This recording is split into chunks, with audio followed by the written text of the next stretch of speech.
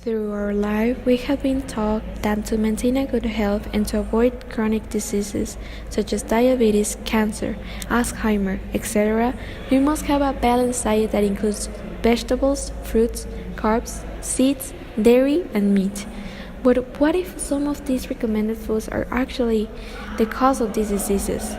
What if instead of helping us maintain a good weight, give us energy, force, and vitamins, they are actually getting us sick? And why does nobody inform us about that? Are these statements true or not? To find the truth, we decided to investigate more about this topic and how it directly affects a specific objective of the United Nations Sustainability Goals. These goals were established by 2015 by the United Nations and international leaders with the purpose of improving life quality by 2030. The goal that is directly affected by this problematic is the goal number 3, good health and well-being. This goal looks to improve global health, reduce chronic diseases, and to increase life expectancy. The relationship between this goal and the problem mentioned before is how the world daily diet affects our health, and how the ingestion of some food is the real cause of chronic disease that are all said to be hereditary, and finally, also how some institutions around the globe take advantage of this information to get a monetary reward. Several health institutions such as the IMSS, the American Society of Nutrition, American Diabetes, and the American Cancer Society have created a balanced diet. In this diet, it is recommended to ingest food from all nutritional groups: carbohydrates, lipids, and proteins. In their pages, you can find not only the recommended quantity for each group, but also recipes. They place fruits and vegetables in the most to eat, then goes the carbohydrates that should be ingested but with moderation, and finally comes the meat and dairies that you must ingest to have muscles. The quantity of protein recommended by these institutions is about 3 animal products per day. But according to the University of Harvard, the recommended ingest of protein per day is 0.8 grams of protein for every kilogram of body weight, or 8 grams for every 20 pounds of body weight. So, are these institutions actually recommending the right amount of protein ingest, or are they recommending to consume more than they should, based on what and why? Place that meat consumption helps to cell regrowth, hormone production, immune function, muscle gain, boosts immunity, keeps energy, and improves functional ability. A Harvard Health Publishing study says that eating around 50 grams a day of processed meat, about 2 ounces, is associated with about a 20% increase in colorectal cancer risk. The World Health Organization and the International Research on Cancer in 2018 presented studies that proved processed meat can be a cause of cancer. At the same time, these organizations place meat in the group 1 of cancerogenic products, together with smoking and exposure to solar radiation.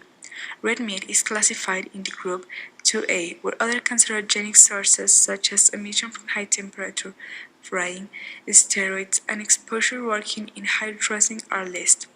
It has been found there are many types of cancer related to meat, fish, and dairy consumption. According to the World Cancer Research Fund, some examples are colorectal cancer linked in red meat, processed meat, and Cantonese-style salt fish consumption, lung, pancreas, and stomach cancer due to the processed meat, and prostate from dairy products. Nevertheless, cancer is not the only disease linked with the consumption of animal products. There are studies related to these products like acne, diabetes, obesity, Alzheimer, cholesterol, and heart diseases. There is a direct relation between the countries with higher meat consumption and the ones with higher level of people with these diseases mentioned before. According to Business Insider, Australia is the country with the highest meat consumption with a number of 198.9 pounds per capita. It is followed by United States with 198.5 pounds and then Argentina with 190.9 pounds. Australia has the first place in the list of World Cancer Research Fund with a number of 468.0 people per 100,000 that suffer from cancer. In 2016, the main causes of death from males are heart disease and dementia. and Alzheimer for females. According to the Australian Institute of Health and Welfare, the United States is in deception. The data raises every year. 1 out of 3 adults has high cholesterol.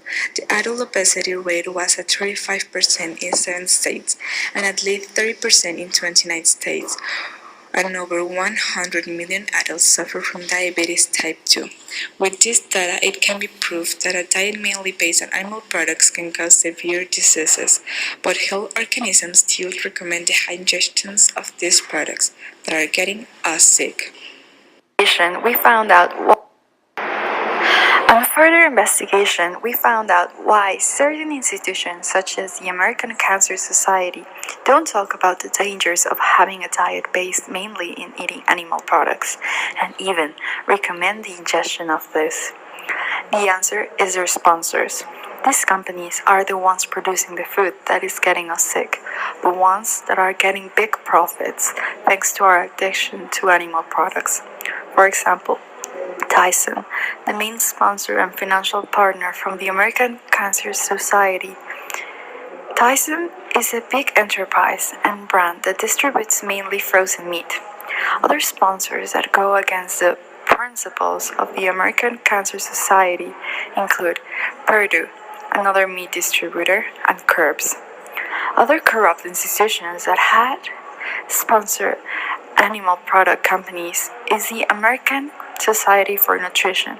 These enterprises include National Dairy Council, Nestle, Egg Nutrition Center, and even the Coca-Cola Company. And lastly, the sponsors of the American Diabetes Association include Danone and Medicine Company.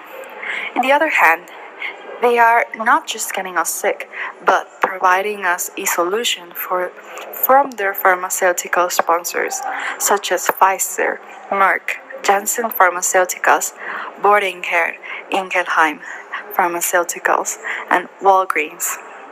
Without all these profits, these institutions would vanish.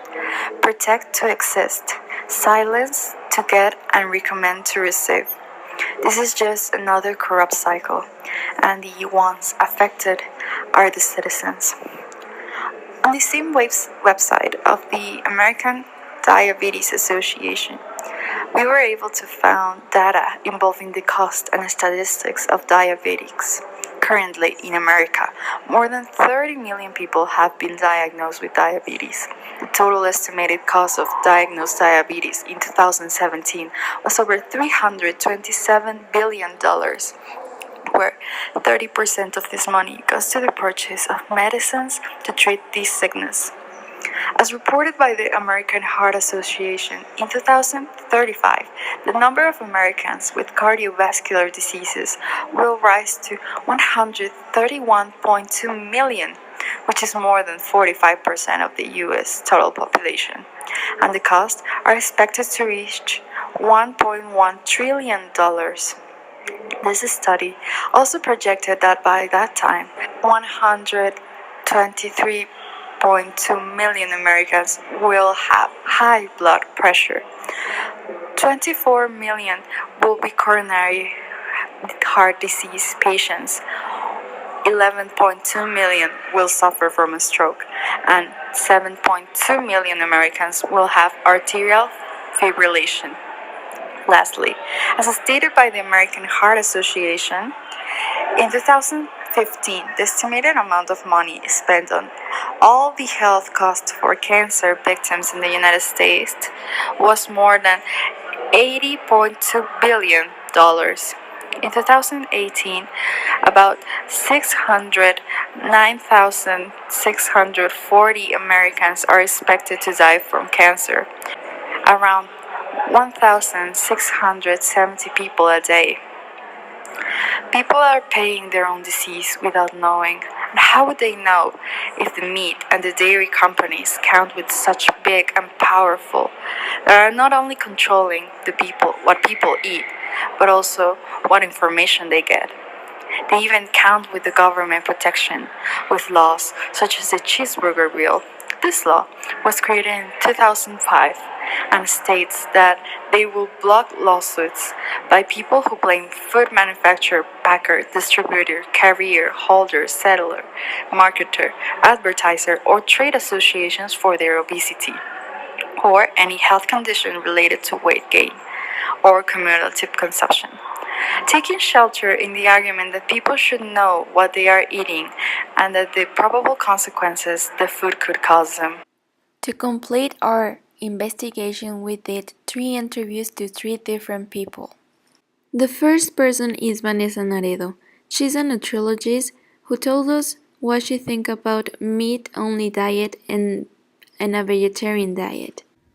Mi opinión sobre la dieta proteica es que ese tipo de dieta se recomienda para determinadas personas o para ciertos objetivos. Va a depender de lo que necesite el paciente. Siempre deben de ser controladas y supervisadas por algún nutriólogo o incluso médico, porque también pueden causar efectos si no se llevan bien controladas.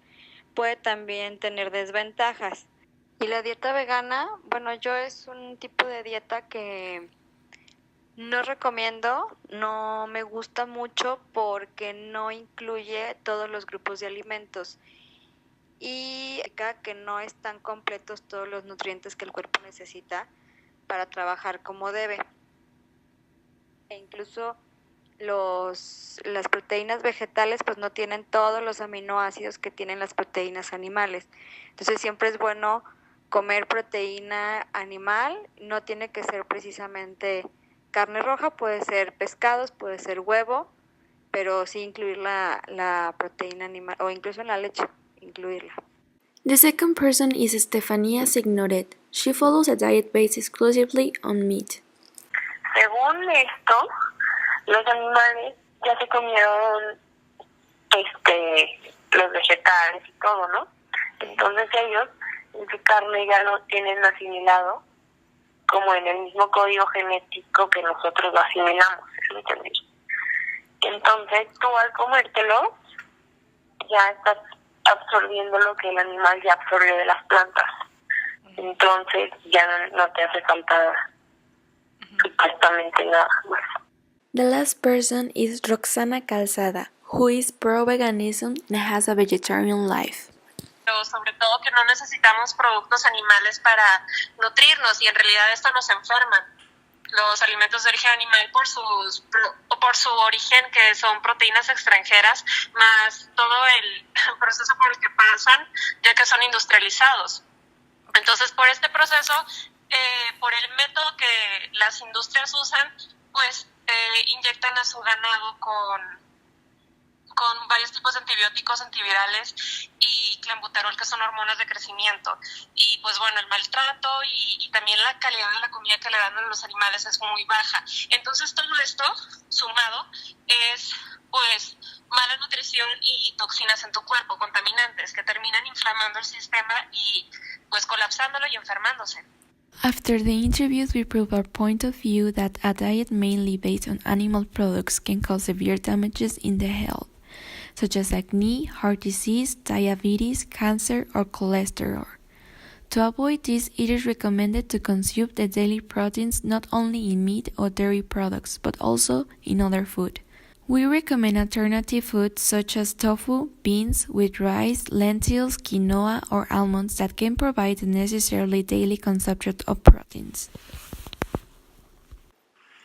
In our point, the main purpose of proving the guiltiness from health institutions and how they are directly the cause of the disease has been accomplished. As a conclusion, it can be said that the information found out in the pages from some health institutions like the American Heart Association, the American Diabetes Association, the American Nutrition Association, and the American Cancer Associations are not 100% reliable, since they could not inform the reality and the damages that certain products are causing to the health for economic maintenance. This reliability problem is just another proof of the influence that huge companies such as Coca-Cola or Tyson have upon the government and us. They manipulate the information sources to make the population believe their product is not good nor bad, creating a doubt in society and that they will ultimately continue consuming their products and keeping the same eating habits they already have. And this restrains people from consuming or substituting these proteins for ones that do not affect their health or reduce the chance of getting a disease. In other words, the contradiction of different sources of how the ideal diet should be allows to keep the people consuming food that is not actually good for them. Thank you so much.